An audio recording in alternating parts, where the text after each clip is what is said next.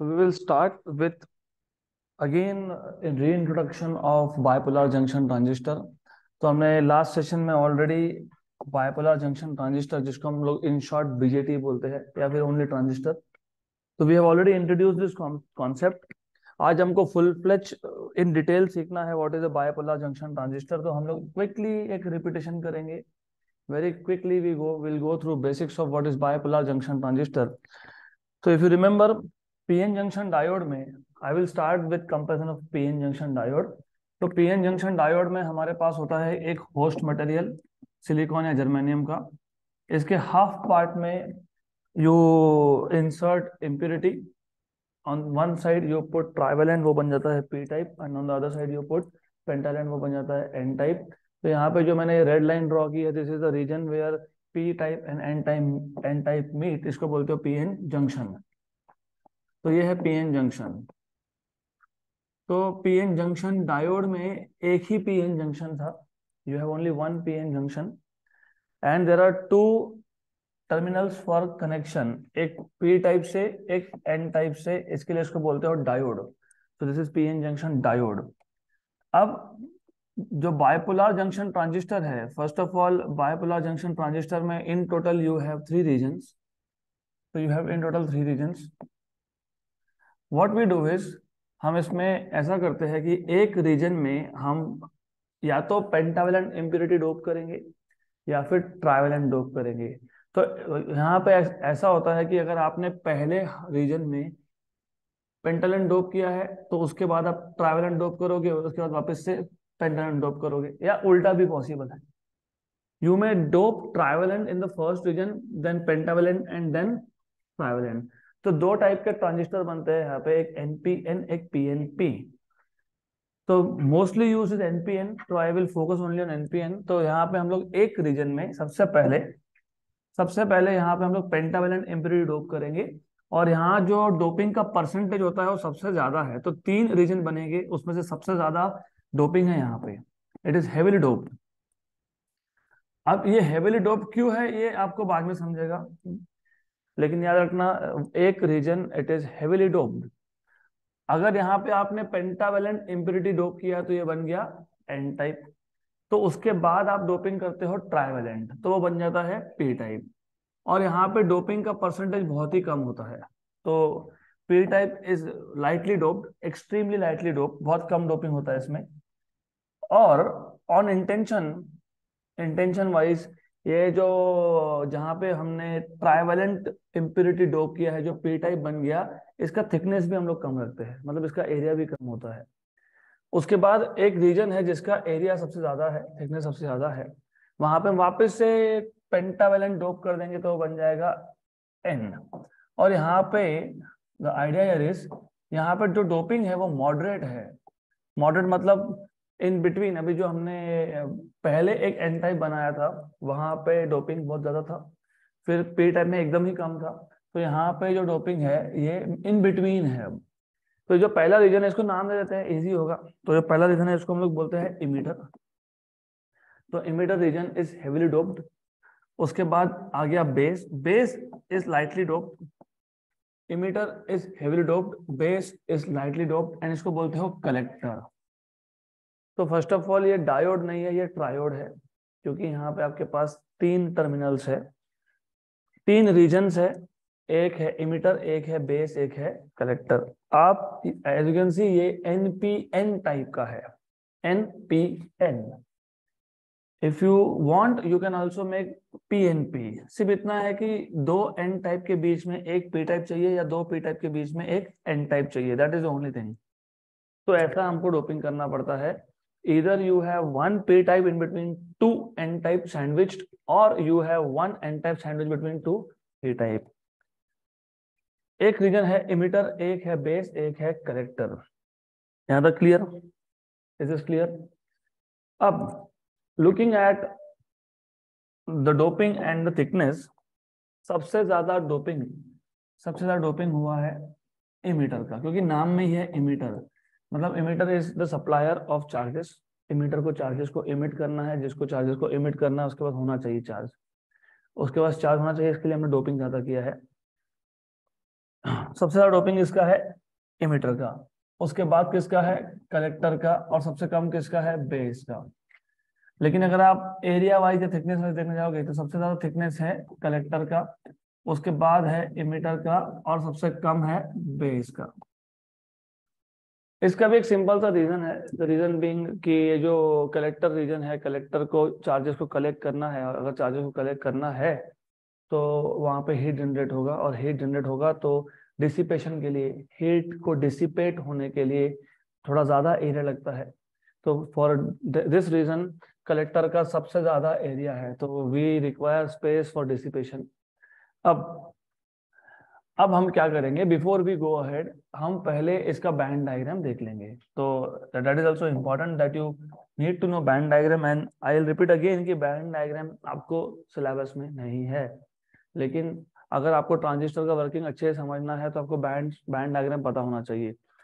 तो जब हमने डोपिंग नहीं किया था, मतलब हमारे पास सिर्फ एक होस्ट था, प्योर सेमीकंडक्टर था, इंट्रिंसिक था, उस केस में यू हैव कलेक्ट इमिटर का valence band, you have base का valence band, and you have collector का valence band, all at the same level, same height.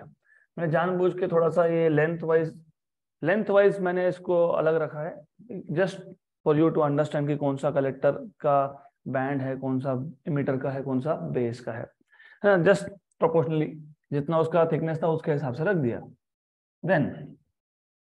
Then ये आ गया आपके पास conduction band, this conduction band of emitter. तो ये इमिटर का कंडक्शन बैंड है। Then you have conduction band of base, more or less good। तो ये आ गया conduction band of base, and finally you have conduction band of collector। तो ये collector का conduction band है।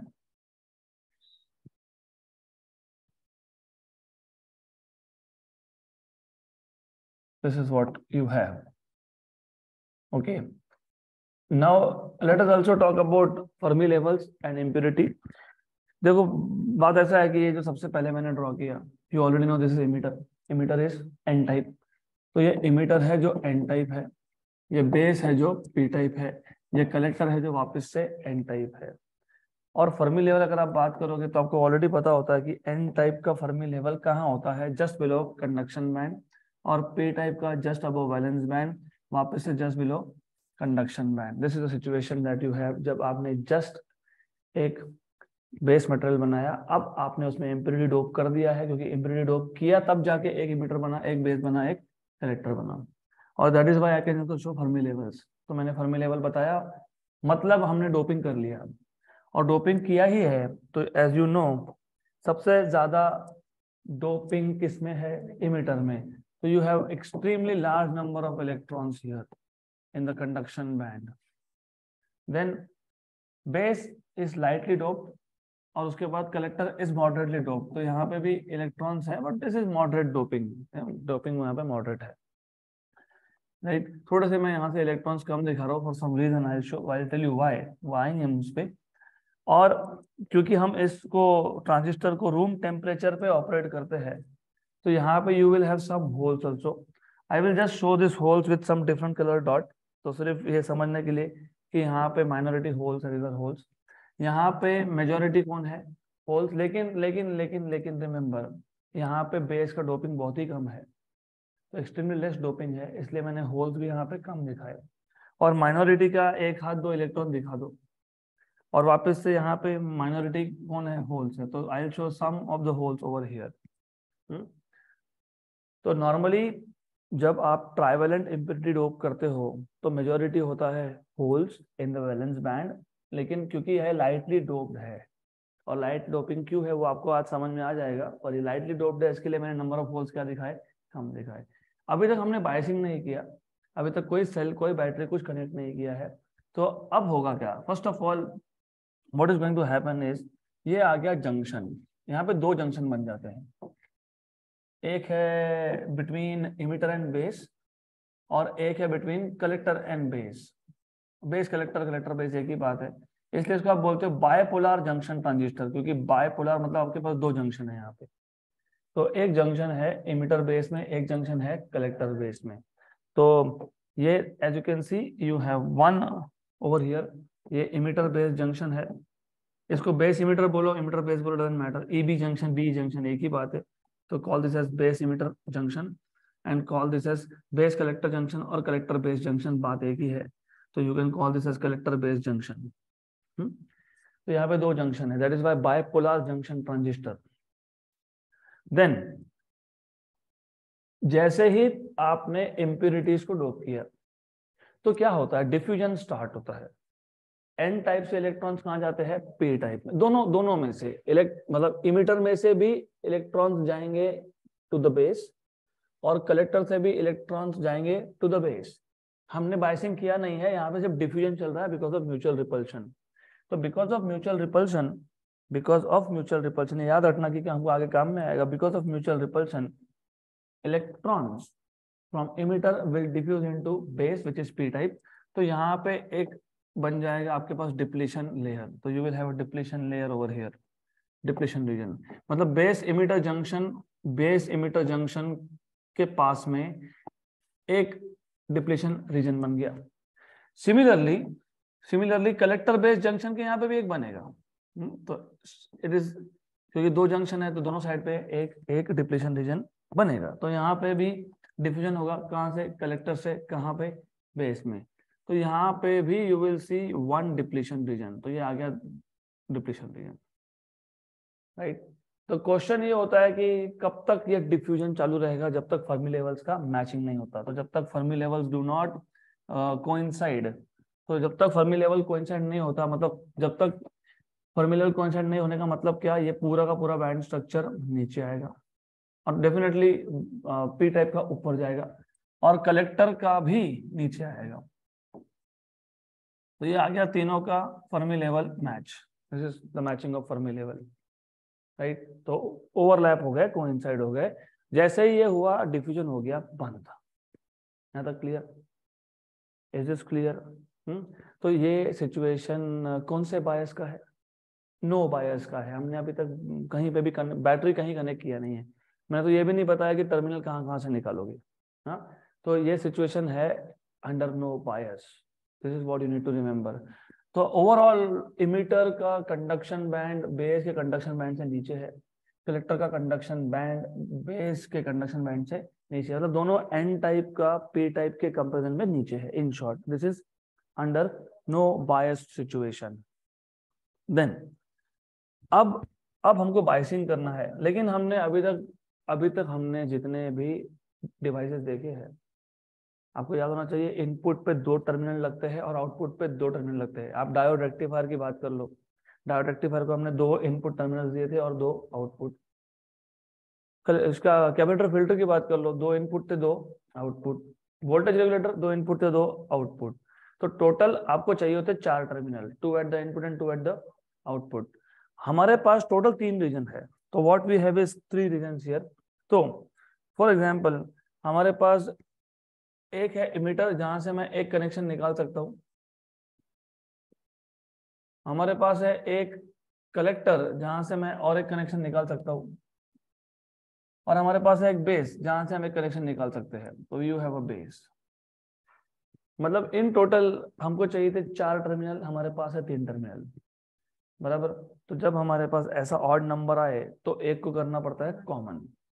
फॉर एग्जाम्पल मैंने कल भी एग्जाम्पल दिया था, आई डोंट रिमेम्बर नाउ, बोला था कि नहीं, जब क्रिकेट खेलते हो तो नॉर्मली व्हाट यू एक्सपेक्ट कि दो टीम बननी चाहिए, है ना। तो आपको इवन नंबर ऑफ प्लेयर्स लगेंगे, 22 है तो 11-11, और अगर सपोज आपके 22 प्लेयर्स नहीं है, 21 है, तो 10 on the one side 10 on the other side and one is common. तो एग्जैक्टली यहाँ पे वही चीज है, चार टर्मिनल चाहिए थे, दो at the input two at the output, हमारे पास है टोटल थ्री टर्मिनल्स। तो एक को कर लेंगे कॉमन। अब एक को कर लेंगे कॉमन बोलना बहुत इजी है, लेकिन तीन रीजन्स है, इमिटर बेस एंड कलेक्टर। तो कॉमन आप इमीटर को भी कर सकते हो, कॉमन आप बेस को भी कर सकते हो, कॉमन आप कलेक्टर को भी कर सकते हो। तो डिपेंडिंग ऑन तुम किसको कॉमन कर रहे हो तो 3 कॉन्फ़िगरेशन बनेंगे। यू विल हैव 3 कॉन्फ़िगरेशन, उस पर मैं आऊंगा। मैं फिलहाल से यहाँ पे नोट डाउन करके रखता हूँ। तो डिपेंडिंग ऑन आप किसको कॉमन कर रहे हो, तो अगर आप बेस को कॉमन करते हो तो उसको बोलते हैं common base configuration, that is called as common base configuration. Common base configuration, CB configuration. अगर आप इमीटर को कॉमन करते हो तो that is called as common emitter configuration,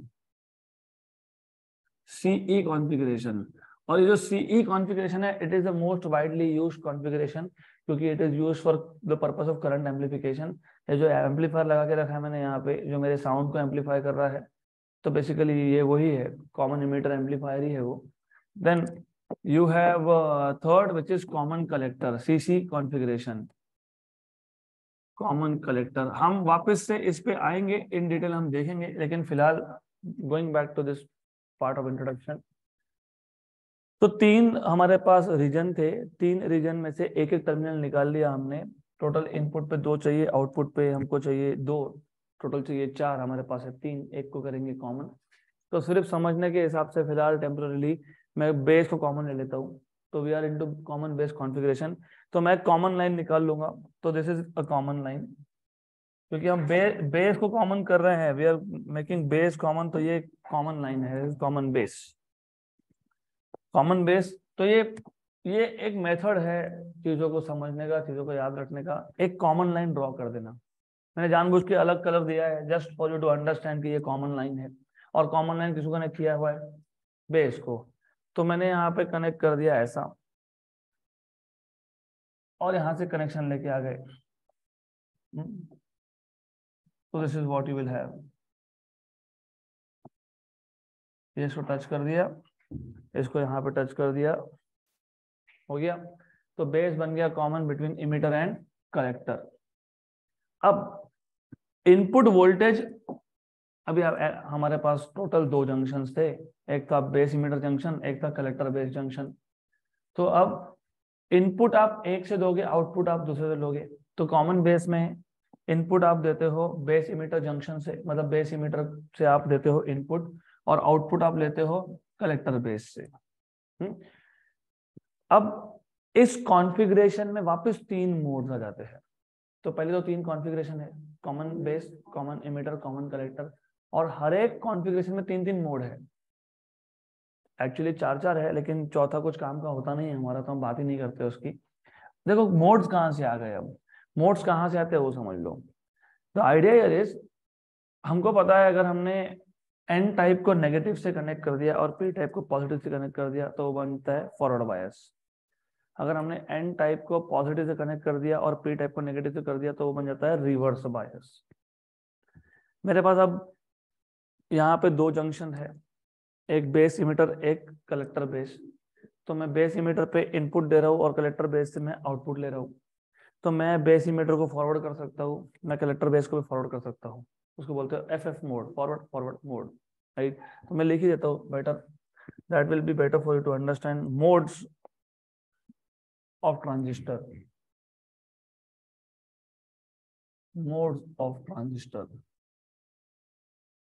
हम डिटेल पे आएंगे, वापस से इसके डिटेल पे आएंगे बाद में। तो इनपुट और आउटपुट, अगर आपने इनपुट जंक्शन को फॉरवर्ड किया है, आपने आउटपुट जंक्शन को भी फॉरवर्ड किया है, तो इस मोड को बोलते हैं F F mode, forward forward mode, right. सिर्फ कनेक्शंस डालते वक्त बी केयरफुल, तुम कर क्या रहे हो, तुम बोल रहे हो फॉरवर्ड फॉरवर्ड, तो N type should be connected to negative and this should be connected to positive, बराबर। सिमिलरली यहाँ पे भी N type should be connected to negative and P type should be connected to positive. ऐसा आपको proper दिखाना पड़ेगा, मैं बाद में दिखाऊंगा वो। दूसरा मोड है रिवर्स रिवर्स मोड। दूसरा कौन सा मोड है, रिवर्स रिवर्स मोड। तो ऐसा कर देता हूँ मैं, ये इनपुट है, ये आउटपुट है, और इधर मोड है। Input is forward, reverse is forward, तो मोड कौन सा हो गया, F F mode. Then input is reverse, output is also reverse, तो reverse reverse mode. Input is forward, output is reverse, तो forward reverse mode, FR mode, right. चौथा भी तुम कर सकते थे, रिवर्स फॉरवर्ड मोड, वो कभी करते नहीं है, कुछ काम का ही नहीं रहेगा, हमारे लिए ट्रांजिस्टर कुछ काम ही नहीं करेगा उधर, वो यूजलेस डिवाइस हो जाएगा, तो हम वो उसकी बात ही नहीं करेंगे। नॉर्मली सबसे ज्यादा इंपॉर्टेंट हमारे लिए होता है फॉरवर्ड रिवर्स मोड। आप समझोगे कि क्यों, why it is important for us, क्योंकि जो हमको क्या चाहिए होता है, हमको करंट एम्पलीफिकेशन चाहिए होता है। थिंग इज कि बहुत जगह पे ऐसा होता है कि करंट की वैल्यू बहुत स्मॉल है, तो अब करंट की वैल्यू बढ़ानी है। The process of increasing the strength of any signal is called as amplification. हमको करंट का स्ट्रेंथ बढ़ाना है, तो हमको उसको एम्पलीफाई करना है, मतलब करंट की वैल्यू को छोटे से बड़ा करना है। तो अगर आपको करंट को एम्पलीफाई करना है तो आपको फॉरवर्ड रिवर्स मोड में ऑपरेट करना पड़ता है। वो क्यों, तो आगे समझ में आ जाएगा, मोस्टली आज ही हो जाएगा हमारा। तो normally we will operate under which mode, forward reverse mode. तो forward reverse mode, forward input है और रिवर्स आउटपुट है। तो फॉरवर्ड मतलब N type connected to negative and P type connected to positive. और यहाँ पे हम लोग कनेक्ट करते हैं एक बैटरी, तो that is why I will show a battery over here. तो ये बैटरी है, and you should know battery is a combination of cells. तो ये आ गया नेगेटिव टर्मिनल, ये आ गया positive terminal, and as you can see ये negative is connected to N type and positive connected to P type, तो ये आ गया फॉरवर्ड। और इसको आप करते हो रिवर्स, रिवर्स में N type should be connected to positive and P type should be connected to negative. Just a minute, ये आ गया ऐसा। तो देखो N type is connected to positive, P type is connected to negative, तो ये आ गया forward reverse mode. Well by the way, अब ऐसा है, what you already know is, देखो इंपॉर्टेंट, ये बहुत इंपॉर्टेंट चीज है, the thing that I am going to tell you is really really important, तो ध्यान देना उस पर। बात ऐसी है कि अब डिपेंड करता है कि तुम कॉमन बेस मोड में ऑपरेट कर रहे हो, कि तुम कॉमन इमीटर मोड में ऑपरेट कर रहे हो, कि तुम कॉमन कलेक्टर मोड में ऑपरेट कर रहे हो, डिपेंडिंग ऑन मोड मतलब configuration. If you are operating in common base configuration, if you're operating in common emitter configuration, if you're operating in common collector configuration, उस पर डिपेंड करेगा कि input कौन से जंक्शन पे है और आउटपुट कौन से जंक्शन से ले रहे हो। ये कौन सा मोड है और कौन सा कॉन्फ़िगरेशन है, कॉमन बेस, और कौन सा मोड है, फॉरवर्ड रिवर्स मोड है। तो इनपुट आपने कहां से दिया, बेस इमीटर से, आउटपुट कहां से लिया, कलेक्टर बेस से।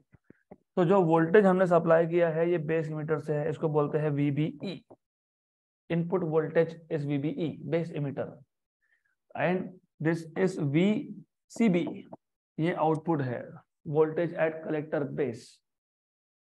मैं अगर कॉन्फ़िगरेशन चेंज करता हूँ, सपोज मैं कॉमन इमीटर में जाता हूँ, तो तब हम लोग ऐसा ही लिख सकते हैं क्या, नहीं, क्योंकि तब डिपेंड करेगा तुम कहाँ से इनपुट ले रहे हो, कहाँ से आउटपुट ले रहे हो ना। अगर मैं कॉमन कलेक्टर मोड में जाता हूँ तो वापस चेंज होगा, इट विल डिपेंड कि तुम इनपुट कहाँ से ले रहे हो, आउटपुट कहाँ से ले रहे हो।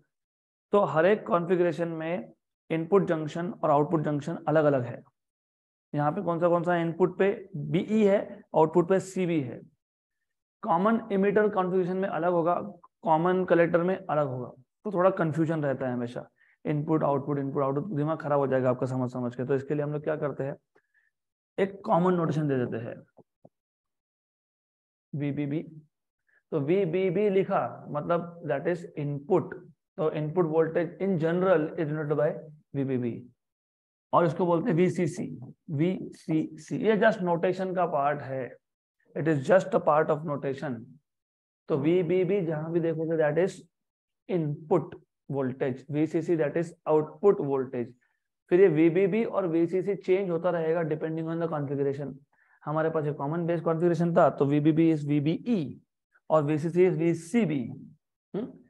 अलग अलग कॉन्फ़िगरेशन में अलग अलग आएगा, हम देखेंगे आगे जाके, फिलहाल इसको मैंने जनरलाइज कर दिया। तो यहाँ तक क्लियर, पक्का पक्का क्लियर। अब आ जाते हैं बैंड डायग्राम पे। कौन सा जंक्शन फॉरवर्ड बायस्ड है, बेस इमीटर, कौन सा रिवर्स बायस है, कलेक्टर बेस। फॉरवर्ड बायस में एन टाइप का कंडक्शन बैंड पी टाइप से ऊपर चला जाता है, सही है। और रिवर्स बायस में उल्टा होता है, एन टाइप का कंडक्शन बैंड पी टाइप के कंडक्शन बैंड से नीचे आ जाता है। तो you have to remember this, क्योंकि तुमको ये समझ में आएगा तो ही ट्रांजिस्टर समझ में आएगा, नहीं तो समझ में नहीं आएगा। इवन दो बैंड डायग्राम आपको सिलेबस में नहीं है, लेकिन बैंड डायग्राम के बिना समझ में भी नहीं आएगा वर्किंग, राइट। तो कौन सा जंक्शन, मैं यहाँ लिख देता हूँ, ये कौन सा जंक्शन था, कौन सा जंक्शन है ये, बेस इमीटर। ये कौन सा जंक्शन है, कलेक्टर बेस। कौन सा फॉरवर्ड बायस किया, बेस इमीटर। कौन सा रिवर्स बायस किया, तो फॉरवर्ड बायस में एन टाइप का कंडक्शन बैंड पी टाइप से ऊपर होता है, ऊपर होता है। तो basically what is going to happen is, ये ऊपर जाएगा, यहां तक तो बैरियर पोटेंशियल ओवरकम होगा। याद है ना, जब कंडक्शन बैंड दोनों के सेम लेवल पर जाते हैं तो बैरियर पोटेंशियल ओवरकम होता है। इसके बाद ये आ गया और भी ज्यादा हाइट पे, बराबर, राइट। और ये आ जाता है नीचे, दिस विल कम डाउन। और कलेक्टर बेस क्या है, रिवर्स बायस में, रिवर्स बायस में एन टाइप का band structure conduction band P type से नीचे रहता है, तो ये आ गया नीचे, राइट, करेक्ट। तो do you see it is step like thing, तो ये स्टेप जैसा है, बराबर। तो चार्जेस कहां से कहां जाएंगे, conduction band of, conduction band of emitter, very good, to the conduction band of base, सही है, बराबर। अब आपको समझ में आएगा कि क्यों बेस वॉज लाइटली डोप्ड, क्योंकि होता क्या है कि यहाँ पे जैसे ही इलेक्ट्रॉन्स आए, नीचे कौन है, होल्स है, तो क्या करेंगे, रिकॉम्बिनेशन होगा। तो रिकॉम्बिनेशन कम होना चाहिए। अगर मैंने बेस को हेवीली डोप कर दिया होता तो मैक्सिमम चार्जेस कौन रख लेता, बेस। और आगे फॉरवर्ड कम करता, फॉरवर्ड किसको करेगा, कलेक्टर को, क्योंकि ये स्टेप जैसा है ना, ये सीढ़ी जैसा है, यहां से आएगा यहां जाएगा। अगर मैंने बेस को ही हेवीली डोप कर दिया होता तो क्या होता, रिकॉम्बिनेशन होता, मतलब बेस खुद ही इलेक्ट्रॉन रख लेता, तो कलेक्टर के पास पास करता, क्या नहीं करता, तो फिर करंट एम्पलीफिकेशन कैसे मिलेगा। तो you are trying to amplify current at the output, ये भूलो मत, you are trying to amplify current at the output. जब तक मैंने इसको फॉरवर्ड बायस किया नहीं था तब तक बेस में इलेक्ट्रॉन्स आए नहीं थे, बेस में आए नहीं थे, तो बेस से कलेक्टर में जाने वाले सिर्फ माइनॉरिटी थे, मतलब स्मॉल करंट था। जैसे मैंने इसको फॉरवर्ड बायस किया, इसको रिवर्स बायस किया, तो ये स्टेप जैसा हो गया, सीढ़ी जैसा हो गया। तो electrons from emitter will go to base, only 5% will recombine and the remaining will be, they will go to collector। तो ये याद रखना। तो यहाँ पे आने के बाद सिर्फ 5%, only 5% of the electrons they recombine with the holes in the valence band of base region। तो ये 5% है, और ये जो 5% है ये बन जाता है बेस करंट, और बाकी जाते हैं आगे, बाकी जाते हैं आगे। तो बाकी आ गए यहाँ पे, ये याद रखो। ये क्लियर हो गया आप, गुड। अब इंपॉर्टेंट थिंग इज कि आपको करंट के डायरेक्शन समझने हैं, क्योंकि यहाँ पे करंट के डायरेक्शंस भी इंपॉर्टेंट है। सप्लायर है इमीटर, तो total current is provided by emitter. तो अभी पहले बात तो तुमको ये पता होना चाहिए, इलेक्ट्रॉन के फ्लो को अपोजिट डायरेक्शन होता है करंट का डायरेक्शन। इलेक्ट्रॉन्स कहाँ से कहाँ फ्लो हो रहा है तो पहले वही समझना पड़ेगा। इलेक्ट्रॉन कहाँ से कहाँ जा रहा है, इमीटर टू बेस, और फिर यहां से यहां, बराबर। इसको उल्टा डायरेक्शन होता है करंट का। Electrons are going from emitter to base, very good, emitter to base, emitter to base. और अगर वो भी कंफ्यूजन हो तो आपको पता है, ऑलवेज रिमेंबर, अगर आप बैटरी दिखा रहे हो तो current is from positive to negative, तो ये आ गया आपके पास इमीटर करंट, गुड। थोड़ा लॉजिकली सोचो, दोनों तरीके हैं समझने के।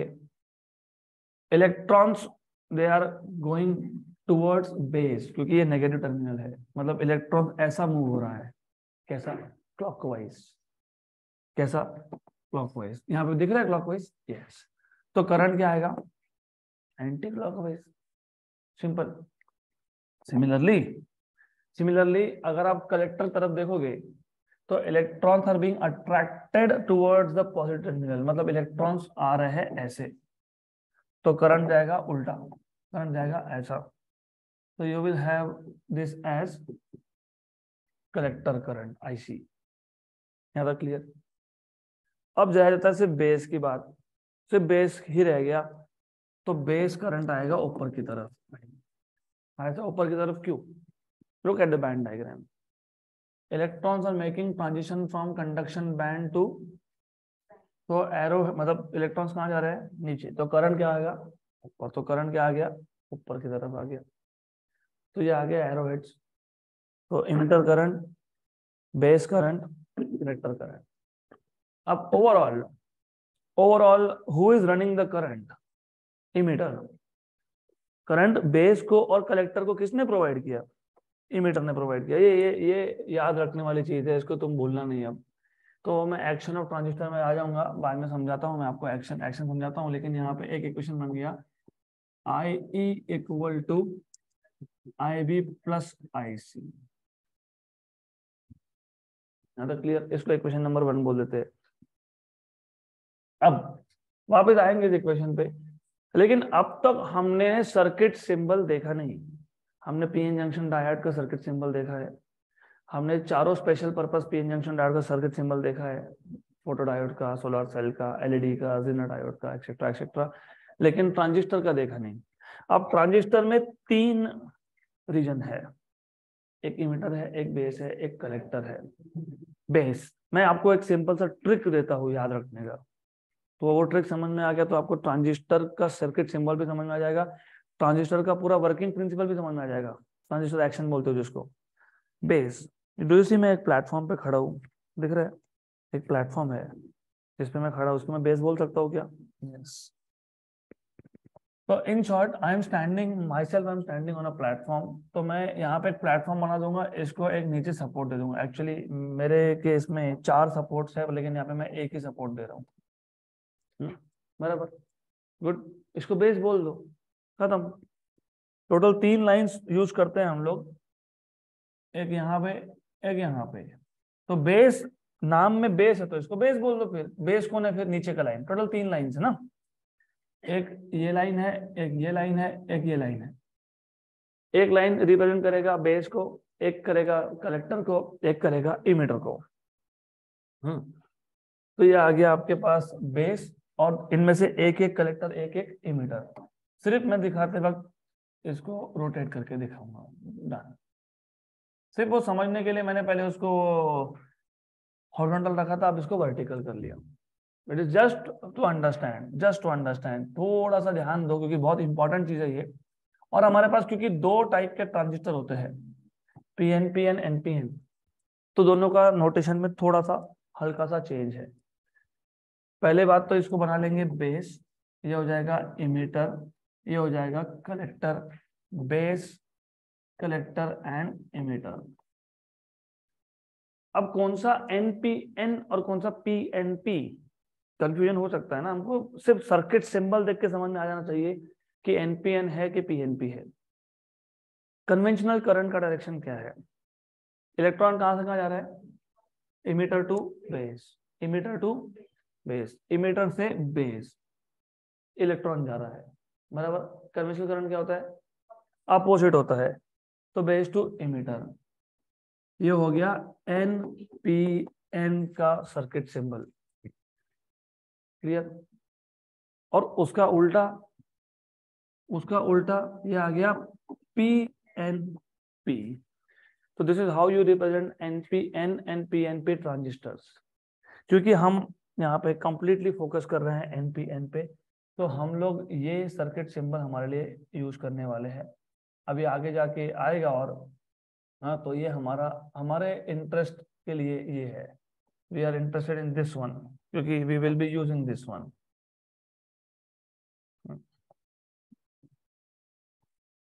ओके, यहाँ तक क्लियर? तो एक्शन ऑफ ट्रांजिस्टर मैंने बोलते बोलते आपको बता ही दिया, ये जो मैंने सब बता रहा था ये एक्शन ऑफ ट्रांजिस्टर ही था। तो इन case of common base configuration in forward reverse mode, input junction, that is base emitter junction, is forward biased. Output junction, that is collector base junction, is reverse biased. In this case, electrons from emitter, they diffuse, matlab they basically go into base. 5% of the electrons, they recombine with the holes in the base, and the remaining 95% they diffuse, they cross collector base junction and go into collector, right? ये उसका working है, खत्म, और कुछ है नहीं, that's it, that is what you have. Okay, done, हो गया। सिर्फ इसमें तुम कुछ एक्स्ट्रा अगर तुमको बताना है तो अभी आ जाओगे यहाँ पे करंट रेशियोज पे। तो सबसे पहले करंट रेशियो से पहले तो emitter current is input current and collector current is output current. तो इनपुट करंट कौन है? इमीटर। आउटपुट करंट कौन है?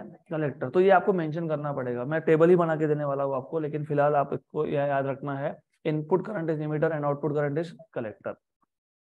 तो IE equal to IB plus IC। अब ये करंट रेशियोज मैंने टाइटल दिया है, what is the meaning of current ratios? Going back to thermodynamics, अगर आपको याद होगा कि थर्मोडायनामिक्स में हमने इंजन सीखा है, हीट इंजन। हीट इंजन का काम क्या था? To convert mechanical work into into into, मैं उल्टा बोल रहा हूँ जानबूझ के, to check heat into work, तो to convert heat into mechanical work. तो कौन सा इंजन कितने हीट को कितने वर्क में कन्वर्ट करता है, मतलब what is the output upon input ratio? याद होगा, work output upon heat input, इसको आप क्या बोलते हो? एफिशिएंसी, बराबर। कितने हीट इनपुट के लिए कितना वर्क आउटपुट मिला आपको, उसका जो रेशियो होता है work output upon heat input, इसको आप बोलते हो एफिशिएंसी। ये पैरामीटर हम डिफाइन ही इसके लिए करते हैं so as to compare two engines. मेरे पास अगर दो हीट इंजन है, उनको कंपेयर करना है, हमको पता होना चाहिए कौन सा इंजन ज्यादा एफिशिएंट है compare to the other one. मतलब दो में से कौन सा ज्यादा एफिशिएंट है, कौन ज्यादा आपको मैकेनिकल वर्क एज आउटपुट दे रहा है for the same amount of heat. अगर मान लो मेरे पास दो इंजन है, एक का एफिशिएंसी 0.9 है और एक का 0.7 है, तो which is more efficient, which is giving you more work output? 0.9। तो वहां पे जैसे आप कंपेयर करते थे दो इंजन को पे, तो पैरामीटर कॉल्ड एज एफिशिएंसी, यहाँ भी एग्जैक्टली सेम ही काम करते हो। दो ट्रांजिस्टर को कंपेयर करते हो, यहाँ पे भी आप कंपेरिजन करते हो with some parameter which is like efficiency, not efficiency but like efficiency, उसको आप बोलते हो करंट रेशियो। तो यहाँ पे क्योंकि वहां पे भी देखो रेशियो ऑफ सेम क्वांटिटी था, है ना, एनर्जी अपॉन एनर्जी था ना, work output upon heat input, work energy, heat is energy. तो वो जो पैरामीटर था वो डायमेंशन लेस था। तो यहाँ पे भी वही करते हो, यहाँ पे दो रेशियो डिफाइन करते हो, एक को बोलते हो अल्फा डीसी, एक को बोलते हो बीटा डीसी। तो one is called as alpha DC, one is called as beta DC. फिर मैं नोटेशन चेक कर लेता हूँ आपके बुक में, यस करेक्ट है, अल्फा डीसी बीटा डीसी ही नोटेशन है आपके टेक्स्ट बुक में। तो one is the ratio of output current upon input current, output upon input, आ गया वही फॉर्म, आउटपुट अपॉन इनपुट।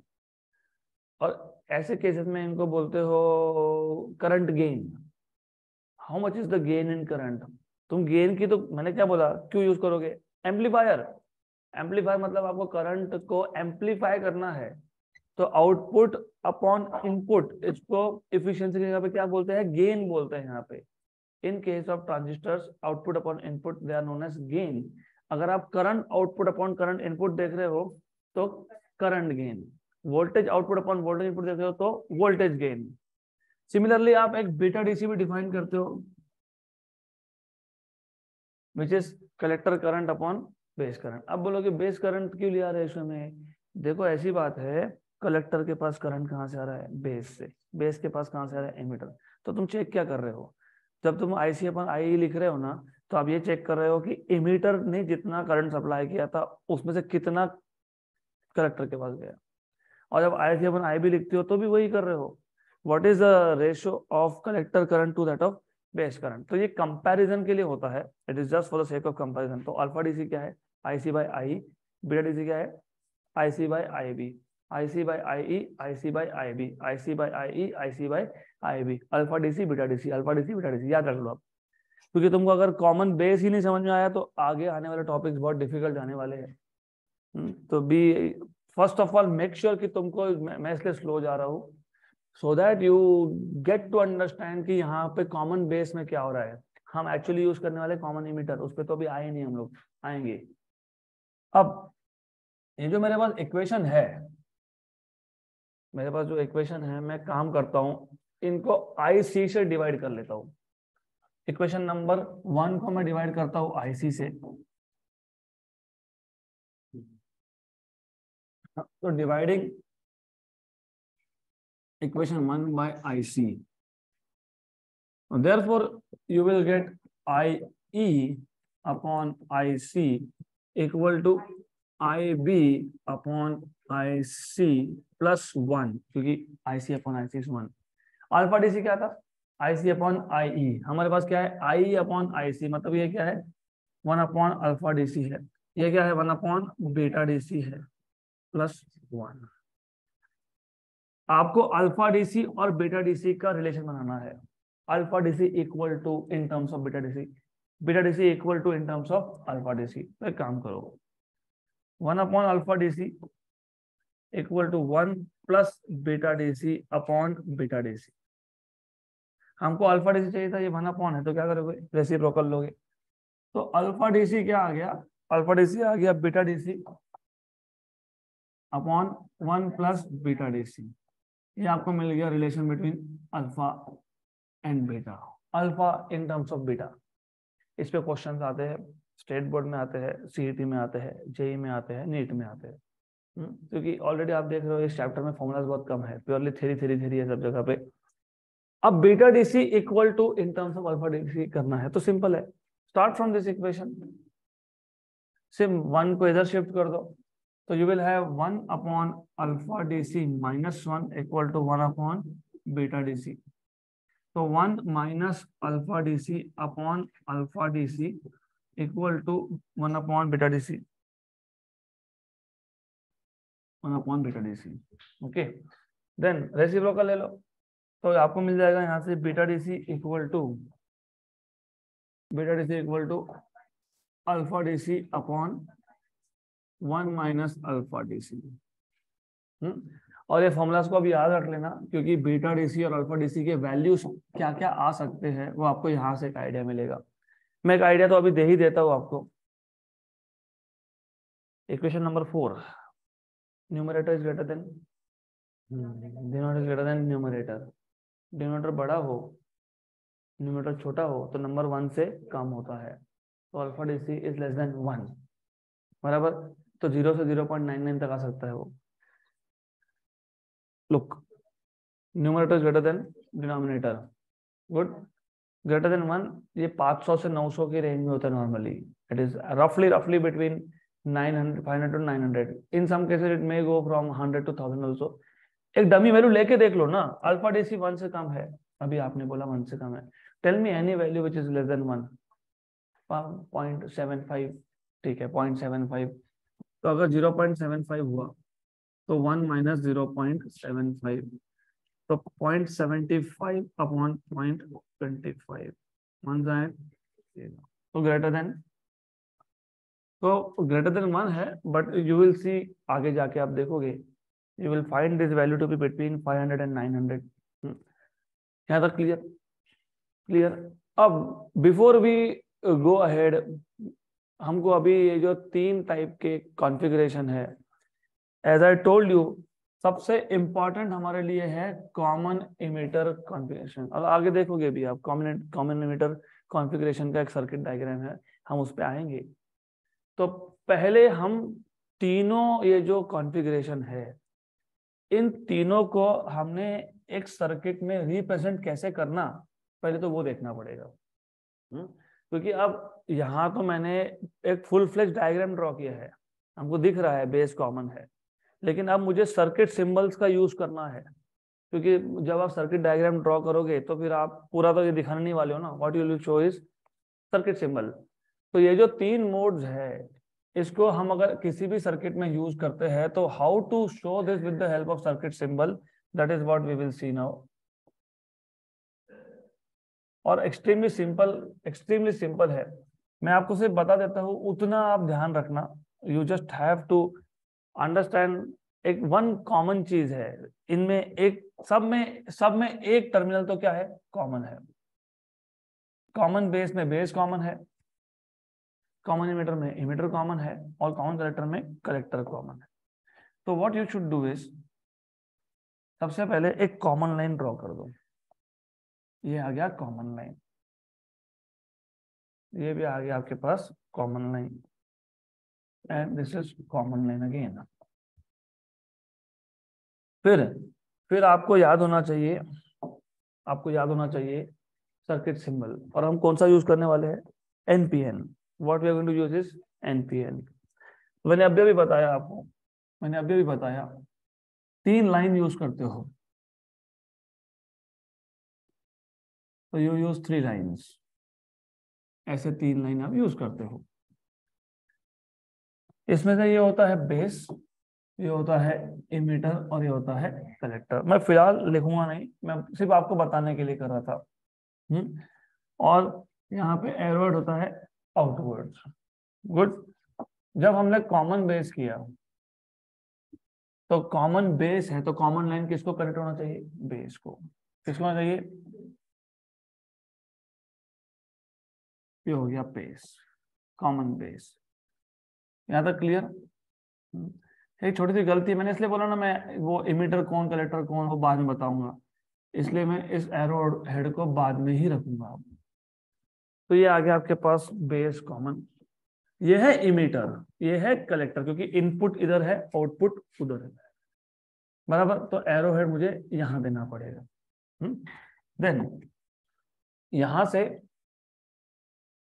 हमने टर्मिनल्स निकाल लिए, यहां से भी हमने टर्मिनल्स निकाल लिए। Okay fine. तो अब we will give input here, ये इनपुट वोल्टेज के लिए, ये आउटपुट वोल्टेज के लिए। यहाँ पे इनपुट कहाँ से दे रहे हो, बेस इमीटर, और आउटपुट कहाँ से दे रहे हो, हाँ कलेक्टर बेस। इनपुट करंट कौन है, करंट जो कभी भी जो कॉमन होता है ना, कौन कॉमन है, बेस। वो कभी इनपुट करंट आउटपुट करंट नहीं होता है। तो कॉमन को छोड़ दो, कॉमन छोड़ दो तो 2 बचे, इमीटर एंड कलेक्टर। तो input current emitter, output current collector. ये छोटे छोटे ट्रिक्स है इसको याद रखने के लिए। ट्रांजिस्टर समझते समझते ना, इलेक्ट्रॉनिक्स जिनका है उनका उनका भी दिक्कत आती है, समझ में नहीं आता। You have to make your tricks. थोड़ा सा तुम चीजों को एनालाइज करोगे। जब मैं यहाँ बोल रहा था इनपुट इमीटर करंट है, आउटपुट कलेक्टर करंट है, कॉमन बेस था, तो जो कॉमन है वो आता नहीं है उसके अंदर। अब जब आप कॉमन इमीटर कर रहे हो, जब आप इमीटर को कॉमन कर रहे हो, तो ये क्या है, ये है बेस रीजन, ये है इमीटर रीजन, ये है कलेक्टर रीजन। जब आपको कॉमन करना है इमीटर, तो कॉमन लाइन को कौन कनेक्ट होगा, इमीटर। तो कॉमन लाइन को तुम कनेक्ट कर दो इमीटर। सही है, सिंपल, पक्का पक्का। ओके। और यहां से आ जाएगा आउटपुट, और यहाँ पे आ जाएगा इनपुट। तो अब इनपुट कहां से दोगे और आउटपुट कहां से लोगे, बेस इमीटर इनपुट रहेगा, very good, and collector emitter BCE output पे होगा, वेरी गुड। इनपुट करंट कौन है, बेस करंट, आउटपुट कौन है, कलेक्टर करंट, वेरी गुड। इसका टेबल बनाएंगे हम लोग, क्योंकि आगे हमको लगने वाला है ये सब। आ जाओ अभी आखिरी पे, कॉमन कलेक्टर। अगर कलेक्टर तुमको कॉमन करना है तो इस केस में इमीटर को ऊपर दिखाना पड़ेगा मुझे, क्योंकि मैं कॉमन लाइन किसको कनेक्ट करने वाला हूँ, कलेक्टर को। सही है। तो collector is connected to common line, यहाँ से आउटपुट आएगा और यहाँ पे इनपुट आएगा, बराबर। तो मुझे ये बताओ इनपुट वोल्टेज क्या है और आउटपुट वोल्टेज क्या है। बेस बेस कलेक्टर इनपुट है, कलेक्टर बेस वीसीबी लिखते हैं नॉर्मली, ये इनपुट है और वीसीई ये आउटपुट है। इनपुट करंट कौन है, बेस करंट, आउटपुट कौन है, इमीटर करंट। तो रिमेंबर दिस नाउ, एक टेबल ही बना लेंगे हम लोग, टेबल बना लेंगे, बहुत काम का है हमारे। तो कौन सा configuration, common base, common emitter, common collector. Input voltage क्या है, इनपुट करंट क्या है, आउटपुट वोल्टेज क्या है, आउटपुट करंट क्या है। टोटल 5 कॉलम लगेंगे आपको, तो you will need 5 columns to do this.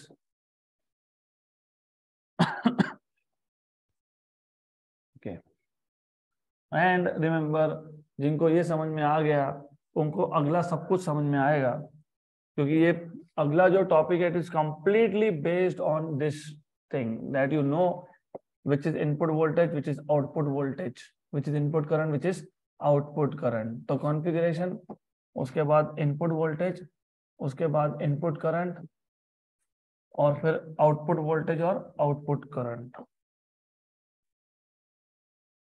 हाँ, मोर और लेस ठीक है, this is what you should have. Then as I told you, total कितने कॉन्फ़िगरेशन थे, 3। ओके, 1 2 and lastly 3, फाइन। तो छोटा सा टेबल बन जाएगा। Let us put here configuration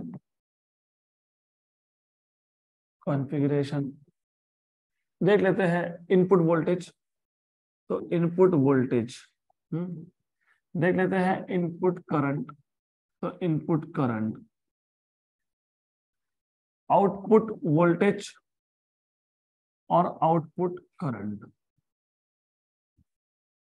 पहला configuration common base CB, common emitter and common collector. Good.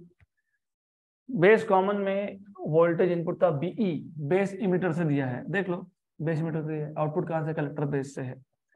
तो ये वीबीई है, ये वीसीबी है, राइट। इनपुट करंट कौन है, इमीटर करंट है। आउटपुट कौन है, कलेक्टर है। देन कॉमन इमीटर में VBE is input and VCE is output. If you notice, जब बेस कॉमन था तो वोल्टेजेस में इनपुट और आउटपुट में बेस दिखेगा, यहाँ भी बेस है, यहाँ पे भी बेस है। जब इमीटर कॉमन है, इमीटर दोनों में आएगा। इनपुट करंट है बेस करंट और आउटपुट करंट है कलेक्टर करंट, बराबर। सिमिलरली सीसी में वीसीबी इनपुट है और वीसीई आउटपुट है, वीसीई आउटपुट है। इनपुट करंट बेस करंट है, आउटपुट करंट इमीटर करंट है। क्लियर? तो ये आपको पता होना ही चाहिए, you do not have any exception, ये तुमको पता होना ही चाहिए बाय डिफॉल्ट, राइट। तो अब ये सबसे ज्यादा इंपॉर्टेंट है हमारा, क्योंकि हमको इस पे ही फोकस करना है। सिर्फ हमारा फोकस प्राइमरीली इस चीज पे है, common emitter configuration, that too in forward reverse mode. तो coming to the point, as I told you, हमारा इंटरेस्ट है in which common emitter configuration. तो we will study in detail common emitter configuration, क्योंकि common emitter configuration is used as amplifier, current amplification के लिए use होता है। हाँ, common emitter configuration. तो मैं आपको सिर्फ आज सर्किट डायग्राम समझा देता हूँ, कल ये हम लोग डिटेल में स्टडी करेंगे। परसों तक लॉजिक गेट्स खत्म करके चैप्टर का क्लोजर हो जाएगा परसों के दिन। देन फर्स्ट ऑफ ऑल, कौन सा टर्मिनल कॉमन है, इमीटर। तो यू विल सी, ये जो इमीटर है it is directly join to the common line, क्योंकि ये जो नीचे का लाइन है ये कॉमन लाइन है, this is common line. Good. Input कहां से देते हो? बेस इमीटर से। तो दिख रहा है आपको यहाँ पे VBE, कितना हमने इनपुट दिया है वो मेजर करने के लिए एक वोल्ट मीटर है जिसको VBE बोला है। आउटपुट तुमने कहां से लिया? तो यहाँ पे कितना आउटपुट है वो मेजर करने के लिए एक वोल्ट मीटर है VCE। अब मैंने ऐसा बोला कि कितना इनपुट दिया है कितना आउटपुट मिल रहा है, क्योंकि ये वेरिएबल्स है, ये वेरिएबल है। आप चाहो तो इनपुट वोल्टेज को वेरी कर लो, आप चाहो तो आउटपुट वोल्टेज को भी वेरी कर लो। तो यू शुड नो, मैंने पहले भी आपको बताया, पोटेंशियोमीटर जब हम सीख रहे थे तब मैंने आपको बताया था, जहां जहां पे वोल्टेजेस वेरिएबल हो वहां वहां पे रेजिस्टेंस के ऊपर एक एरो हेड दिखाते हो जिसको हम रियोस्टैट बोलते हैं। तो जैसे ही तुमने वो पॉइंटर को शिफ्ट किया तो वोल्टेजेस की वैल्यू चेंज होती है। और मैंने आपको अभी सुबह सुबह बताया, just now few minutes back, input पे जो भी वोल्टेज होगा उसका जनरल नोटेशन क्या है? VBB। और आउटपुट पे तो do you see VBB and VCC, ये जनरल नोटेशन होते हैं। देन हम इनपुट और आउटपुट को चेंज कर सकते हैं। तो यहाँ पे आप देख रहे हो रियोस्टैट लगाया है।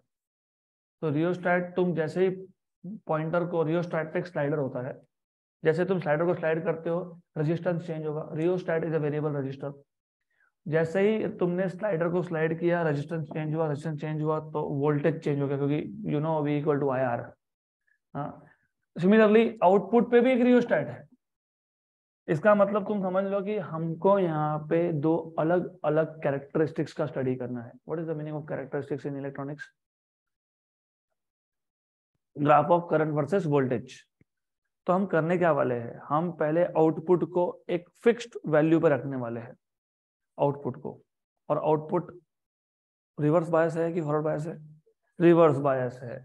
तो हम आउटपुट को एक फिक्स्ड वोल्टेज पे रखने वाले हैं, रिवर्स वोल्टेज पे। और हम इनपुट पे वोल्टेज चेंज करेंगे in steps, in small steps, 1 volt, 2 volt, 3 volt, 4 volt. और हम करंट मेजर करेंगे इनपुट का। Remember, idea is this. Output को तो फिक्स कर दो। आउटपुट को फिक्स करना मतलब इन टर्म्स ऑफ बैंड डायग्राम, अगर तुम बोल रहे हो बेस कलेक्टर के बैंड डायग्राम को डिस्टर्ब नहीं करना, डू नॉट डिस्टर्ब है, राइट। फिर तुम वेरी किसको करोगे? इनपुट। इनपुट पे क्या वेरी करोगे? वोल्टेज। मतलब क्या चेंज करोगे? VBE। कैसा चेंज करोगे? In steps, 1 volt, 2 volt, 3 volt, 4 volt. और जैसे वोल्टेज चेंज आप करोगे, मैं और छोटा स्टेप ले लेता हूँ, 0.1, 0.2, 0.3, 0.4 वोल्ट। रिमेंबर रिमेंबर रिमेंबर, ऐसा सिचुएशन था नो बायस में। 0.1, 0.2, 0.3, 0.4, 0.5, 0.6 और 0.7 लार्ज करंट, बराबर। बैरियर पोटेंशियल ओवरकम हो गया, लार्ज करंट मिलेगा। और तुम बढ़ाओगे, है ना? तो आप किसको चेंज कर रहे हो? सिर्फ इनपुट एंड को चेंज कर रहे हो, आउटपुट तुमने फिक्स करके रखा है। तो जैसे तुम इनपुट वोल्टेज चेंज करोगे तो इनपुट करंट भी चेंज होगा। इसको हम लोग बोलते हैं इनपुट कैरेक्टरिस्टिक्स। क्या बोलते हैं इसको? Input characteristics. तो यहाँ पे एक input characteristics I will write down.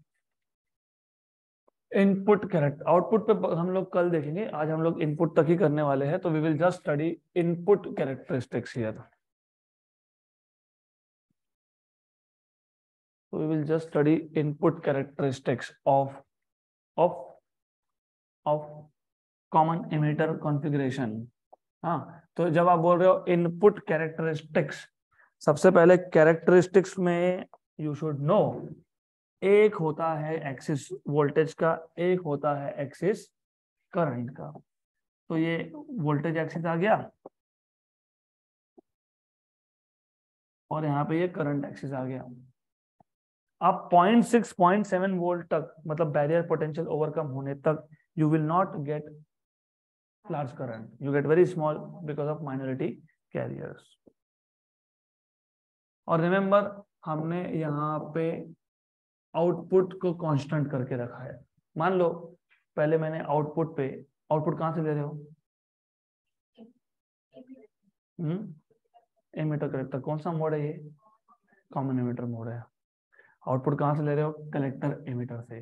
तो पहले आपने इसकी वैल्यू सपोज 10 वोल्ट करके रखी थी, तो आउटपुट पे तुमने फिक्स करके रखा 10 वोल्ट। तो जैसे बैरियर पोटेंशियल ओवरकम हुआ, you get a large current. फिर आप ऐसा भी तो कर सकते हो ना कि मुझे आउटपुट पे 20 वोल्ट ही चाहिए। डिपेंड करता है कि तुमको यूज कहाँ करना है। मान लो 10 वोल्ट चाहिए था, तुमने 10 वोल्ट फिक्स कर दिया। मान लो 20 वोल्ट चाहिए, तुम क्या करोगे? 20 वोल्ट करोगे आउटपुट पे, 30 तो 30 करोगे, 40 तो 40 करोगे। तो what do we notice, output पे तुम 10 वोल्ट लो, 20 वोल्ट लो, 30 वोल्ट लो, 40 वोल्ट लो, जितना लेना है बोलो। लेकिन जब आप इनपुट कैरेक्टरिस्टिक स्टडी करते हो, बाय द वे, इनपुट पे वोल्टेज कौन सा था? Base emitter. और करंट कौन सा था? Base current. कौन सा करंट? Base current. कौन सा करंट? Base current. क्योंकि हम कौन से मोड, कौन से कॉन्फ़िगरेशन में है? कॉमन एमीटर में। तो जैसे ही आपने आउटपुट का वोल्टेज और बढ़ा दिया, तो व्हाट डू यू सी कि ग्राफ सेम है, सिर्फ थोड़ा सा शिफ्टेड है। तो ये आ गया VCE फॉर 20 वोल्ट। अगर आपको सपोज 5 वोल्ट चाहिए तो ठीक है, फिर यू गेट दिस वन। मान लो अगर आपको आउटपुट पे 30 वोल्ट चाहिए तो you get something like this. तो this are input characteristics of common emitter configuration. अब ऐसा है कि नॉर्मली जब आप ओहम्स लॉ सीखते हो ना, Ohm's law, V equal to I R, बराबर। नॉर्मल कंडक्टर की बात कर रहा हूं मैं। V equal to I R, यहाँ पे I है, यहाँ पे V है। उस केस में जो नेचर ऑफ ग्राफ होता है वो लीनियर होता है। इसको हम लोग दो नाम देते हैं, लीनियर डिवाइसेस या फिर ohmic devices. The devices which follow Ohm's law, they are called as ohmic devices और लीनियर डिवाइसेस। तो आपको ऐसा नेचर मिलता है, स्ट्रेट लाइन। करेक्ट। अब आपको ये भी बताना चाहिए y equal to m x. सही है। y पे क्या है? I, x पे क्या है? v। तो स्लोप, अगर आप स्लोप फाइंड करते हो, स्लोप स्लोप पता होना चाहिए ना, dy by d x. dy by d x मतलब y बाय x। y कौन है? I, x कौन है? v। What is v equal to I R. तो what is i by v? 1 by r। तो i बाय v मतलब क्या है? 1 बाय r। तो स्लोप आएगा 1 बाय r। यहाँ तक क्लियर? पक्का पक्का clear? Sure sure sure? 100%? No confusion? क्योंकि कंफ्यूजन हो तो समझ में नहीं आएगा भाई। पक्का पक्का? तो I अगर y एक्सिस पे है, v अगर x एक्सिस पे है, तो स्लोप क्या है? 1 बाय r है। और ये स्ट्रेट लाइन आने का मतलब ये ओहमिक डिवाइस है, ये लीनियर डिवाइस है। बट एक प्रॉब्लम ये ऐसा है कि यहाँ पे जो स्लोप होता है ना वो कांस्टेंट होता है, क्योंकि स्ट्रेट लाइन है, क्योंकि एंगल फिक्स्ड है। आपको पता होना चाहिए कि जब एंगल फिक्स हो, स्ट्रेट लाइन हो, तो स्लोप कांस्टेंट होता है। अगर एंगल 0 हो तो tan 0, 45 हो तो 1, 90 हो तो इन्फिनिटी स्लोप। तो जब स्ट्रेट लाइन आए तो उसका मतलब क्या? कांस्टेंट स्लोप, बराबर। स्लोप क्या था? Resistance, 1 upon resistance. तो स्ट्रेट लाइन अगर आए तो रेजिस्टेंस क्या है? कांस्टेंट है। यहाँ पे स्ट्रेट लाइन है? नहीं है। तो यहाँ पे जो रेजिस्टेंस है वो कांस्टेंट होगा? नहीं होगा। तो यहाँ पे जो रेजिस्टेंस है उसको हम बोलेंगे डायनामिक रेजिस्टेंस। क्या बोलेंगे? डायनामिक मतलब चेंजिंग। और इनपुट पे है कि आउटपुट पे है? इनपुट पे है, क्योंकि तुम इनपुट कैरेक्टरिस्टिक स्टडी कर रहे हो। तो इसको बोलोगे डायनामिक इनपुट रेजिस्टेंस। क्या बोलेंगे इसको? Dynamic input resistance. तो जो डायनामिक इनपुट रेजिस्टेंस है वो हम लोग मेजर करते हैं by this R I equal to delta VBE upon delta I V. क्योंकि रेजिस्टेंस तो फिर आपको पता ही है क्या होता है, वी अपॉन आई। तो डेल्टा वीबीई क्यों लिखा? इनपुट वोल्टेज क्या था? इनपुट करंट क्या था? आई वी। तो बराबर है। डेल्टा क्यों लिखा मैं बताता हूँ, लेकिन वीसी क्या था? कांस्टेंट था, तो बराबर। अब डेल्टा क्यों लिखा? डेल्टा इसके लिए लिखा क्योंकि स्ट्रेट लाइन तो है नहीं, मतलब रेजिस्टेंस तो कांस्टेंट है नहीं। तो रेजिस्टेंस मतलब स्लोप, और स्लोप चेंज होगा रीजन टू रीजन। सपोज मैं यहाँ पे एक छोटा सा वोल्टेज का रेंज लेता हूँ, इसको बोलता हूँ डेल्टा वीबीई, क्योंकि वोल्टेज का रेंज क्या है? छोटा। तो इस छोटे वोल्टेज के रेंज के लिए मुझे करंट का रेंज भी क्या मिलेगा? स्मॉल। मैं इस छोटे रेंज को वोल्टेज के डेल्टा वी को, लेकिन डेल्टा वी कौन सा? बीई को डेल्टा आई बी से डिवाइड कर देता हूँ, तो मुझे इस रीजन में मिल गया रेजिस्टेंस। सिमिलरली आगे कहीं मैं देखता हूँ, हायर वोल्टेजेस पे देखता हूँ, तो हायर वोल्टेजेस पे अगर मैं सेम डेल्टा वी लेता हूँ, फॉर एग्जाम्पल, मैं सिर्फ एग्जाम्पल के लिए बता रहा हूँ, जस्ट फॉर एन एग्जाम्पल, मान लो ये जो डेल्टा वी है ना, इमेजिन ये जो डेल्टा वी है, इमेजिन ये डेल्टा वी है आपका 1 वोल्ट, कितना, 1 वोल्ट। तो यहाँ पे भी 1 वोल्ट लिया था, यहाँ पे भी 1 वोल्ट लिया है। यहाँ पे 1 वोल्ट के लिए करंट का चेंज छोटा है, स्मॉल चेंज है। यहाँ पे सेम 1 वोल्ट के लिए अगर आप नोटिस कर रहे हो तो करंट का चेंज ज्यादा है, मतलब रेजिस्टेंस दोनों में जगह पे सेम नहीं है। इसके लिए इसको क्या बोलते हो, डायनेमिक इनपुट रेजिस्टेंस। तो यहाँ तक इनपुट कैरेक्टरिस्टिक्स हो गए, कल हम देखेंगे output characteristics and logic gates.